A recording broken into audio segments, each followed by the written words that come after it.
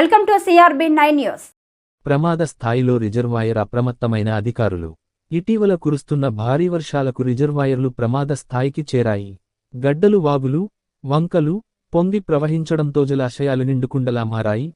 అనకాపల్లి జిల్లాలోని మాడుగుల నియోజకవర్గం పరిధిలోగల పెద్దేరు, కోనాం, రైవాడ ఏజెన్సీలోని అల్లూరి సీతారామరాజు జిల్లా పరిధిలోగల జోలాపూట్, మాచ్ఖండ్ సమీపన గల డుడుమా జలాశయాలు సాధారణ నీటిమట్టం కన్నా అధికమవడంతో అధికారులు అప్రమత్తమై గేట్లను ఎత్తి నీటిని దిగువకు విడుదల చేస్తున్నారు.